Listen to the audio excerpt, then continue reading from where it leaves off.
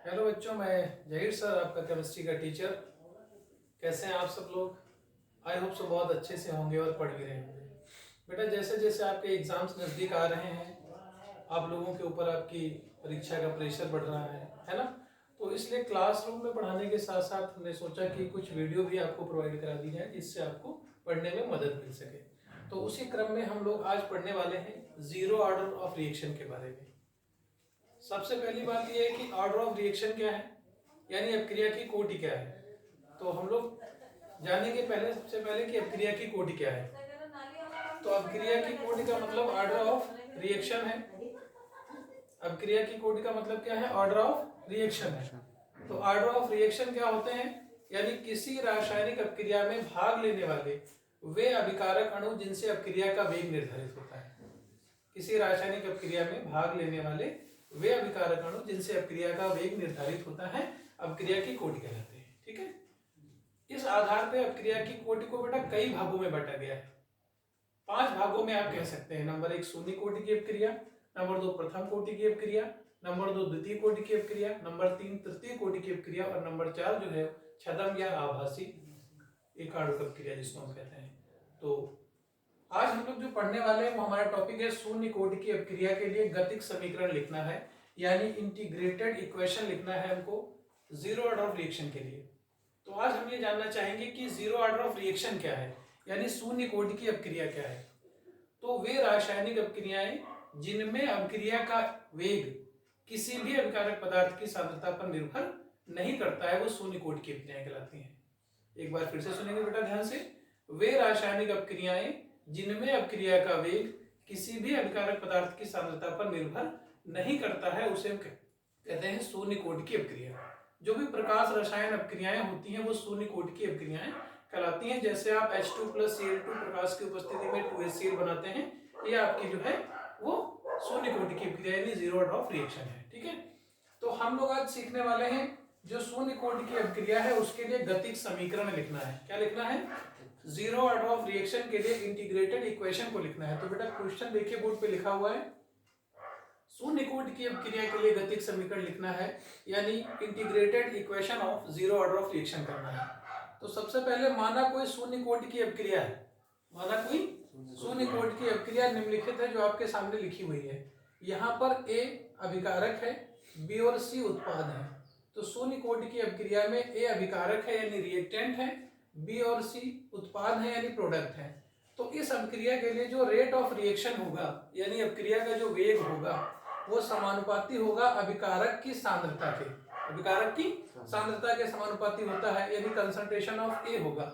लेकिन क्योंकि यह शून्य कोटि की अपक्रिया है तो यहाँ अपक्रिया का वेग किसी भी अभिकारक की सांद्रता पर निर्भर नहीं करेगा। तो A की जो पावर है वो क्या हो जाएगी? जीरो हो जाएगी। यानी अपक्रिया का वेग जो है रेट ऑफ रिएक्शन ये समानुपाती होता है यानी डायरेक्टली प्रोपोर्शनल टू होता है कंसंट्रेशन ऑफ A। लेकिन यहाँ पर इसकी पावर जीरो इसलिए है बेटा क्योंकि शून्य कोटि की अपक्रिया में क्या होता है कि किसी भी अभिकारक की सांद्रता पर अपक्रिया का वेग निर्भर नहीं करता है, इसलिए ये शून्य है। अब आप ये जानते होंगे बेटा कि जो रेट ऑफ रिएक्शन है यानी अपक्रिया का वेग उसको हम dx/dt लिखते हैं। क्या लिखते हैं? dx/dt। और जब समानुपाती का निशान हटा के बराबर लाते हैं तो यहाँ पर एक कांस्टेंट आता है, वो कांस्टेंट कौन है? k। और जिसकी पावर जीरो होती है बेटा उसका मान 1 होता है। चाहे कोई भी गिनती हो, अगर उसकी पावर आपने जीरो कर दी है तो पावर जीरो का मतलब क्या हो जाएगा? 1। कितनी भी बड़ी गिनती हो उसकी पावर अगर आपने जीरो कर दी तो उसकी वैल्यू क्या हो जाती है? 1 हो जाती है। तो यहाँ पर हमने 1 लिख दिया। अब यहाँ देखिए dt को हमने क्रॉस मल्टीप्लाई करा के उधर भेज दिया इस तरीके से, यानी इधर हमने dx रखा, उधर क्या हो गया? k dt। dx बराबर k dt। बात समझ में आ रही ना? अब इसका इंटीग्रल यदि समाकलन करने पर, समाकलन का निशान होता है, ये बेसिक मैथमेटिक्स है जो बच्चों ने अपनी मैथ्स में थोड़ा बहुत पढ़ा होगा। नहीं पढ़ा है तो कोई दिक्कत नहीं है। dx बराबर k dt है यानी इंटीग्रल करने पर हम इसका इंटीग्रल करेंगे तो ये इंटीग्रल का निशान है 0 से x के बीच। 0 से x के बीच हम इंटीग्रल कर रहे हैं dx का, और इधर जो ये आपका k dt वो 0 से t के बीच हो रहा है। तो dx का जो इंटीग्रल होता है वो x होता है। dx का इंटीग्रल क्या होता है? x होता है। और k चूंकि कांस्टेंट है तो कांस्टेंट क्या हो जाएगा? बाहर कांस्टेंट का तो नहीं होता है, लेकिन dt का इंटीग्रल क्या हो जाएगा? t। और यहाँ पर एक कांस्टेंट आता है c। एक नया कांस्टेंट क्या आता है? c।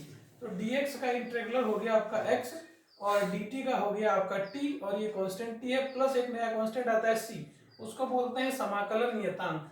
क्या बोलते हैं? समाकलन नियतांक। नाउ यानी जब अभिक्रिया शुरू हुई है, यानी t बराबर 0 पर, t बराबर 0 पर जब अभिक्रिया को आपने शुरू नहीं किया, यानी प्रारंभिक अवस्था में है, तो वहां पर अभिकारक की मात्रा क्या होगी? 0। जब अभिक्रिया शुरू नहीं हुई है तो t बराबर 0 का मतलब ये होता है कि अभिक्रिया के प्रारंभ में, यानी जब आपने शुरू नहीं किया तो t बराबर 0 है, तो उस अवस्था में जो उत्पाद बनने होंगे उनकी भी मात्रा क्या होगी? 0। तो t बराबर 0 पर x बराबर 0 होगा, इसका मतलब है कि c बराबर भी क्या? 0। अगर ये वैल्यूज को उठा के हम यहाँ पे रख दें, यानी x की जगह क्या रख दें? 0, और ये t की जगह क्या रख दें? 0, तो ये भी 0 हो जाएगा, यानी c बराबर भी हमको क्या प्राप्त हो जाएगा? 0। c बराबर क्या मिल जाएगा? 0 मिल जाएगा। अब यहाँ से देखिए, यहाँ x था, यहाँ पे kt है, और c की वैल्यू क्या होगी? 0, तो x बराबर kt हो गया, या आप वेग स्थिरांक k निकालोगे तो x बटा t हो जाएगा। वेग स्थिरांक k बराबर क्या हो जाएगा? x बटा t, यानी इसका मात्रक ये लिखा हुआ है मोल लीटर इनवर्स और सेकंड इनवर्स। शून्य कोटि की अपक्रिया के लिए जो मात्रक होता है, मतलब वेग स्थिरांक का जो मात्रक होता है, वो अपक्रिया के वेग के मात्रक के ही बराबर होता है। आई होप बात समझ में आई होगी। एक बार और कोशिश करते हैं इसको समझने की, उसके बाद फिर हम लोग आगे बढ़ते हैं, ठीक है।